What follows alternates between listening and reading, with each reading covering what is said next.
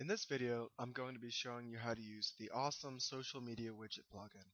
It's a free plugin you can install from within your dashboard, and it's excellent for linking to your social profiles. Every blog, and really every WordPress site, needs to use social buttons in two different ways. You need buttons inside of your content so people can easily share it, and you need buttons that link directly to your social profiles so people can like them and follow you.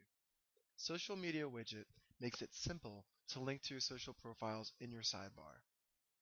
After installing and activating Social Media Widget, it doesn't show up under Settings or Tools, but rather just as an available widget in your Widgets page under Appearance. To use Social Media Widget, just drop it into your sidebar to get started. Now, the title will appear above the buttons, and Follow Us is fine for our purposes. I would avoid using any widget text, as I can't imagine what else you might need to say here. The alt and title tags are fine, and under icon size, you have a few different preset sizes, one of which should fit your site nicely.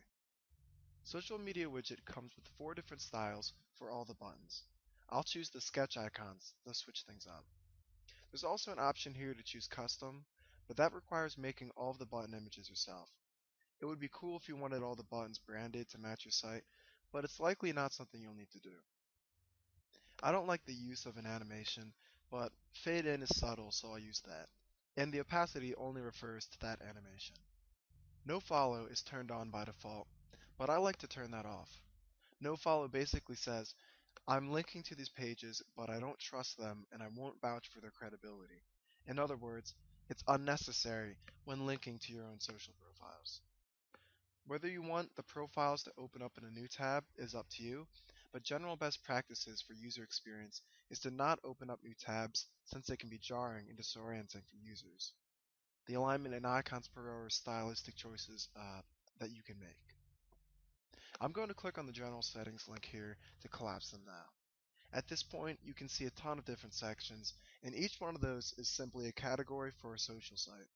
For instance, if I click on social networking, I'll find Facebook, Google+, and Twitter. You can find Flickr under images and video, and SlideShare and Etsy under business reviewing and sharing.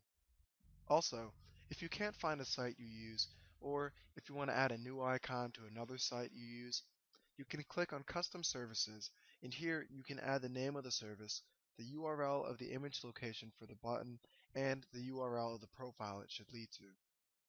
I'm going to just throw in links to some of Amazon's profiles to show you what the buttons look like when live. Now that I've added the links, you'll see that I can give a title tag and alt text to each individual icon, and a different target if I'd like. The default would be whatever you selected earlier up here. Here's what they look like on a post on my super plain blog.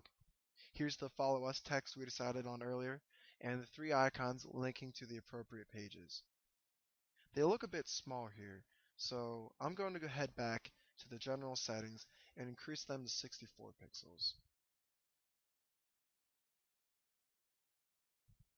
Yeah, that looks great. Social Media Widget is the easiest and frankly one of the best ways to add attractive links to your social profiles. While its functionality is quite simple, it offers a tremendous amount of flexibility and configuration, which is why I recommend it.